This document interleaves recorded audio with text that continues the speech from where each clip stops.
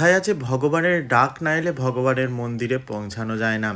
সেই রকমই মনে হয় একটা ঘটনা ঘটলো আমাদের সাথে, মানে যেখানে কোনো প্ল্যান নেই, কিচ্ছু নেই, উইদাউট এনি প্ল্যান হুট করে সকালে উঠে মনে হলো যে দেওঘর যাব, শিবরাত্রি আছে কাল, সেই জন্যে আজকে রাতেই বেরিয়ে পড়ব। সেই জন্যে রাতে বেরোনোর জন্যে প্রথমেই প্যাক করে নিতে হবে কিছু খাবার, যেহেতু ট্রেনে অনেকটা জার্নি। সেই জন্যে পরোটা আলুর তরকারি নিয়ে বেরিয়ে পড়লাম দেওঘরের উদ্দেশ্যে।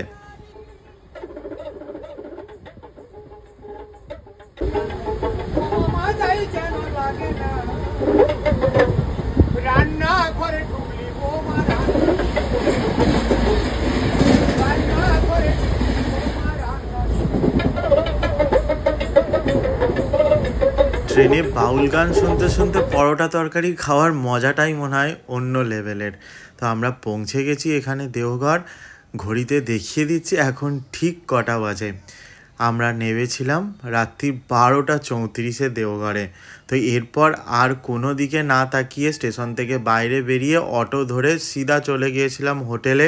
হোটেল আগের থেকেই রাত্রেবেলা বুক করা ছিল, সেই জন্য কোনো অসুবিধে ছিল না। অটোতে জাস্ট ম্যাপ দেখিয়ে চলে গিয়েছিলাম হোটেলে। তো এত রাতে আর কোনো রকমের কোনো ভিডিও বানানো সম্ভব ছিল না, প্রচণ্ড ঘুম এসে গেছিলো, আবার ভোরবেলায় উঠতে হবে। সেই জন্যে সিধা ব্যাগ ট্যাগ রেখে একটু ফ্রেশ হয়ে শুয়ে পড়েছিলাম। আবার ভোরবেলায় 3:30-4টের সময় উঠে এখানে বেরিয়ে পড়েছি 5টার সময় মন্দিরের উদ্দেশ্যে। মন্দিরে যাব আমরা, একটু দূরে হোটেলটা নিয়ে ফেলেছিলাম, বুক করে ফেলেছিলাম 2 কিলোমিটার দূরে। সেই জন্য টোটো নিয়ে পৌঁছে গিয়েছিলাম মন্দিরে। তো এখন ঘড়িতে ওই 5:20 থেকে 5:25। এখন থেকেই ভিড়টা দেখুন একবার, মানে এক তো জ্যোতির্লিঙ্গ প্লাস হচ্ছে সতীপীঠ, মানে সবটা মিলিয়ে একদম কিন্তু একটা ভিড় হবে। যে শিবরাত্রির দিন সেটা তো আন্দাজ করেছিলাম, কিন্তু এত ভোরবেলাতেই এতটা ভিড় হয়ে যাবে মানে এটা আশা করিনি। অনেককেই দেখছি যে মন্দিরের গায়ে এখন থেকেই জল ঢেলে দিয়ে চলে যেতে। তো আমি লাইনটা দিচ্ছি, যত তাড়াতাড়ি সম্ভব পুজো দেওয়ার চেষ্টা করব। সকলেই দৌড়াচ্ছে যাতে তাড়াতাড়ি করে পুজো দিতে পারে, পুজো দিয়ে এখান থেকে বেরিয়ে যেতে পারে। কিন্তু এখানের সবথেকে বড় ব্যাপার হলো লাইন যেন এগোচ্ছেই না।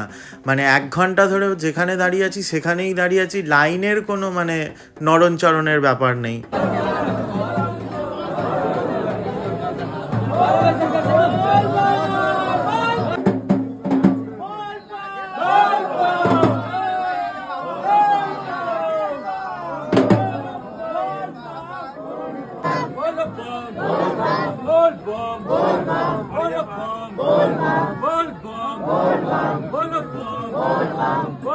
অনেক পাক খেয়ে অনেক কষ্টে একটু মন্দিরের কাছাকাছি এসছি। মন্দিরটাকে দূর থেকে দেখতে পাচ্ছি, দেখুন দূর থেকে দেখিয়ে দিচ্ছি। মানে এই যে বৈদ্যনাথ ধাম, এর তো একটা হিস্ট্রি আছে জানেনই। রাবণকে আমরা অনেকেই জানি যে শিবের পরম ভক্ত বলে। শিবের কৃপায় কৈলাস পর্বত থেকে রাবণ শিবকে নিয়ে যাচ্ছিল লিঙ্গরূপে, কিন্তু শিবপুত্র গণেশের ছলনাতে তা রাবণ শিবলিঙ্গ নিয়ে যেতে পারেনি লঙ্কায়। আর সেই শিবলিঙ্গই কিন্তু বৈদ্যনাথ ধামে আবির্ভাব হয়।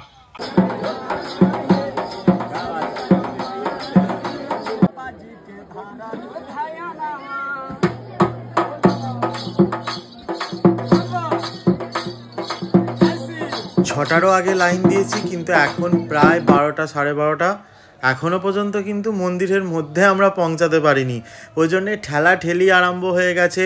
মানে লাইনটা দেখুন, অনেকে বসে পড়ছে, মানে বোঝাই যাচ্ছে না যে ভেতরে অ্যাকচুয়াল হচ্ছেটা কি। মানে এত ভিআইপি গ্যালারির ভিড় হয়ে গেছে যে ভিআইপি গ্যালারিকে সামলাতে গিয়ে এই যে জেনারেল লাইনটা, সেটার কিন্তু একদম নাজেহাল অবস্থা। এইগুলো কিন্তু এখন মন্দিরগুলোর খুব বাজে অবস্থা একটা।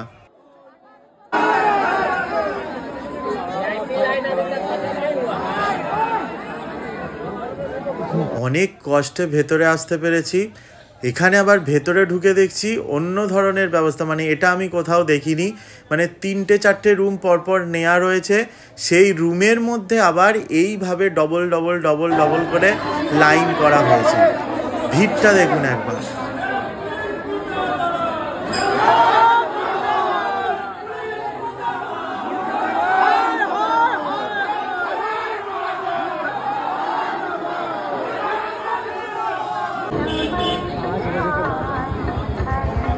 এখন প্রায় ঘড়িতে 3টে সাড়ে 3টে, মানে এখানে দেখতে পাচ্ছেন এখনও নাম্বারিং কাউন্ট হচ্ছে, মানে ওই যে 27 দেখতে পাচ্ছেন, 27, 26, 25 এইভাবে 1 নম্বর পর্যন্ত যেতে হবে। মন্দির কোথায় জানি না, সবে ভিআইপি গ্যালারির যে লাইন, মানে ভিআইপিরা যেটা দিয়ে ঢুকছে সেইটা দেখতে পেয়েছি, আপনাদেরকে দেখাচ্ছি।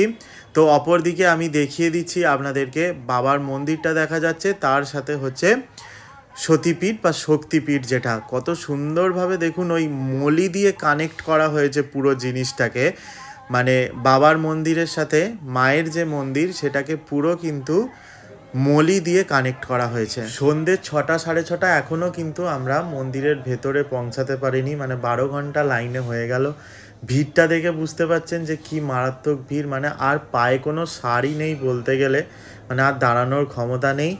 তাতেও কিন্তু আমরা দাঁড়িয়েছিলাম। এখন ঘড়িতে 8টা বাজছে, 8টা 10-15, সেই সময় আমাদেরকে এরপর একদম আমরা মন্দিরের মধ্যে বাবার মাথায় জল ঢালতে, বাবাকে দেখতে পাবো।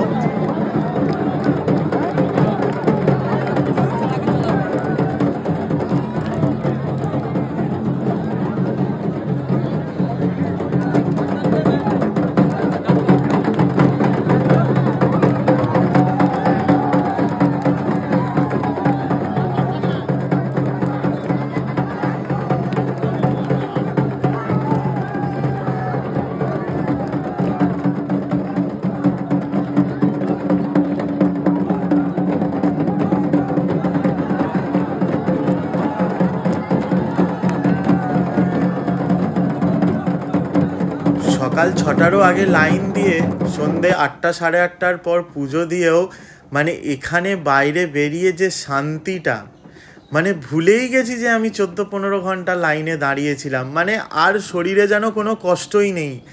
এই যে একদম কষ্টটা নির্মূল হয়ে যাওয়া, যেটা কিছুক্ষণ আগেও মনে হচ্ছিল দাঁড়াতে পারছি না, সেই কষ্টটা যেন বাবার মাথায় জল ঢালার পর, বাবাকে দেখার পর, বাইরে এত মানুষের উল্লাস দেখার পর কোথাও যেন নিমেষের মধ্যে হাওয়া হয়ে গেল কষ্টটা।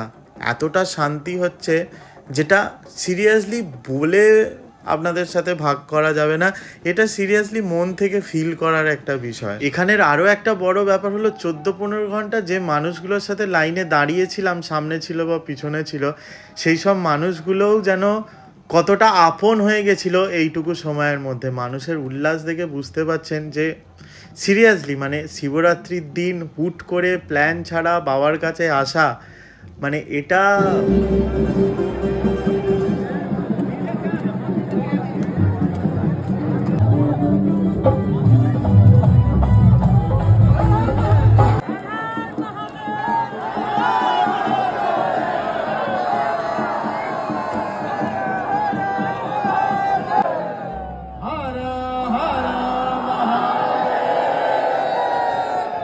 বাবাকে পুজো দিয়ে মন্দির থেকে বেরিয়ে রাতটা হোটেলে থেকে ভোরবেলায় আবার বেরিয়ে পড়েছিলাম বাড়ির উদ্দেশ্যে।